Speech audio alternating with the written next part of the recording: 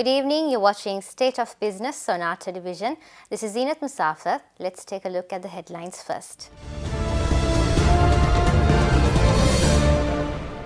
CBS's Senior Deputy Governor says maintaining a competitive currency is vital for Sri Lanka. Women should be empowered both economically and psychologically for development, states Dr. Sulochana Sigera. News in details. Speaking exclusively to our television, the Senior Deputy Governor of the Central Bank, Dr. Nandalal Veerasinghe, expressed his views with regard to the depreciation of the Sri Lankan currency against the dollar.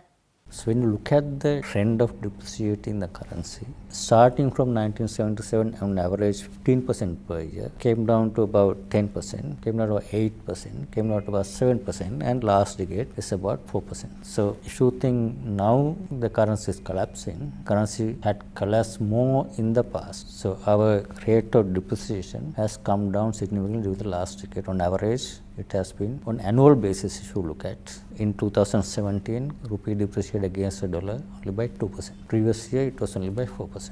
2016 it was only by 4%, and 15 obviously currency depreciated by about 9%. So there are several years, 1 year high, 1 year low. So that is depending on country circumstances, level of resource, global factors. There are a lot of factors, but still the point I want to make here, now the rate of depreciation against dollar has reduced significantly compared to the past. So that is the one stability. It has been relatively stable now than in the past. That everyone, people who do business understand that. In the past, when people are making business decisions, I understand in the past they factor at least 8 to 10% depreciation for the currency. Now people factor say 3.5 to 5% or 4%. So there's a perception, and also the factual matter of fact is that currency is now depreciating on average around 3 to 4% historically if you look at the data. So why this year 2018 so far Sri Lanka rupee has depreciated by 4.4% compared to 2% depreciation that we have seen last year. So then you have to compare what has happened to the other currencies as well. So if Sri Lanka rupee depreciated by 4%, which is little above the average of last 2 years,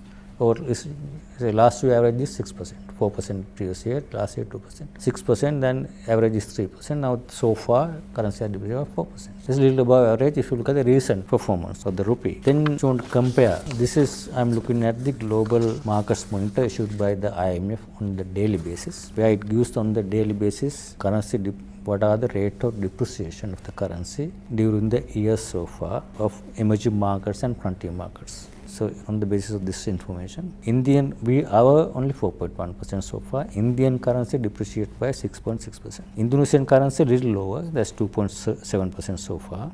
Hungarian dollar 7.7%. Poland currency 6.7%. Russian currency depreciated by 9.9% so far.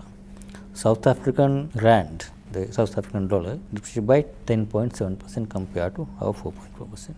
Then obviously Turkey, Argentina are in a crisis situation. Turkey 20% so far depreciated, Argentina 32%, Brazil, even a stronger large economy, depreciated by 11%. Mexico currency also depreciated by 4.8% more than Sri Lankan currency. Then one of the competitors 4.5%. Pakistan rupee has depreciated by 8.7%. So when you look at all, there are certain countries obviously which has depreciated less, but a lot of other emerging markets and frontier market countries currency have depreciated a lot.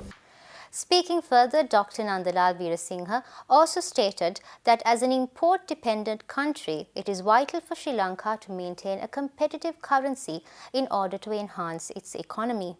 Maintaining competitiveness of a currency, of a national currency, is important for any country to promote exports, attract FDIs, support economic growth. If currency is appreciating while other currencies are depreciating, then obviously that is growth retarding.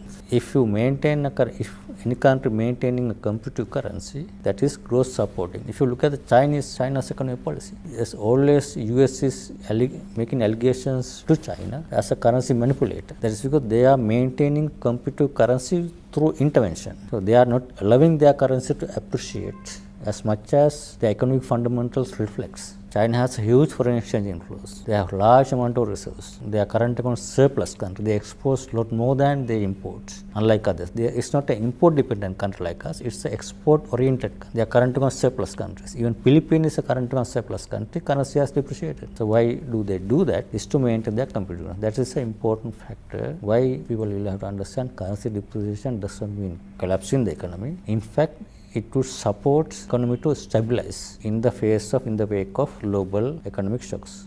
We're going in for a short break. Do stay tuned for more news after these commercials.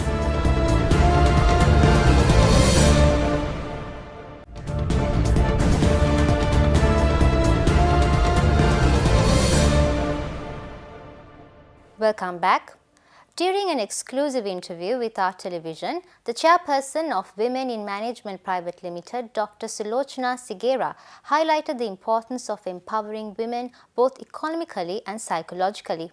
Women empowerment has two ways, the psychological empowerment and the other one is economical empowerment. What I see is most of the organization only give attention to the economically empowerment, which is not going to be sustainable if they are not psychologically being empowered. When you say psychologically being empowered and when you use the word empowerment, it does not only talking about the rural or entrepreneurs. It comes to the corporates also. If the ladies who are just after school been empowered psychologically, I think Sri Lanka, there will be a progress. But now, at the moment, I don't see any progress. I feel that we have invested to empower women without a strategical plan and I think there's no vision for us. We think only the rural women need to be empowered. That has to be changed. Speaking further, Dr. Sulochana Sigera expressed her opinion on sending Sri Lankan women to the Middle East for employment opportunities. They are not going for the poverty. It's less than 2% they are going for the poverty. First thing they go is to get away from the domestic violence and finding freedom. Second one, mostly to pay back debts of their husbands. And also to find money for children, marriages and all those stuff. So, and also if you look at the women who are going, their education level is at least up to grade 10. Sri Lankan wise, they are into very low education, but the countries they are going in, their education level is much lower than our people. So why they are going is not the issue. Why can't we retain them is the issue. Those days, I think 30 years ago or 40 years ago, we saw success stories of females coming back and doing their houses, but now it has changed because mostly the female who goes back not are coming with the same level of, I would say, the physical condition. And also when they come back, I have met so many children who have been abandoned and so many family breakups. And also I think our men are not being empowered. Female has to find solutions. This is the major issue in Sri Lanka. And also, if you forget this female who are going and look at the job agencies, I think they are not marketing Sri Lankan educate women to the Middle East, whereas there are a lot of job opportunities, not only female for males only. Why can't our females go to the high level? We don't have a strong voice in Middle East. Unless we have a strong voice, we cannot get our vulnerable women go there. The best thing is to establish that is get our educated men and women go there so that they will make an impact for the small people who are going there. During an exclusive interview with Art Television, founder and CEO of Pygmy, Jeffrey Zufer, made the following comments with regard to integrating the concept of smart mobility into the transport sector. Speaking further, he stated that the introduction of technology to traditional industries help enhance utilization and better management of assets and infrastructure. So smart mobility is about bringing technology to traditional industries. In the case of the taxi industry, we identified there was so much of issues that existed in the industry before we launched. When we deployed the technology, we were able to better manage the infrastructure that the industry had. So by that way, we could enhance utilization. So that's generally the fundamental of smart mobility. So with technology, you can better utilize the assets of that particular industry. We do a lot of things. We screen a lot of our drivers. Things like the police report, Grama Seva letter. We look at the insurance. We look at their personal profile, just to understand, whether he's capable of working on our platform. We have a 6-hour training that happens in our premises that just doesn't talk about how to drive, but also tells them how they should treat customers. Now we are able to offer customers a two-hour response time. The technologies are also evolving, right? Customers have now many channels to come back to us. We also try to understand the severity of the problem. If there's a bigger issue, we address it very fast. That's all the news we have for you today. Join us tomorrow with State of Business on our television at the same time. Until then, take care and good night.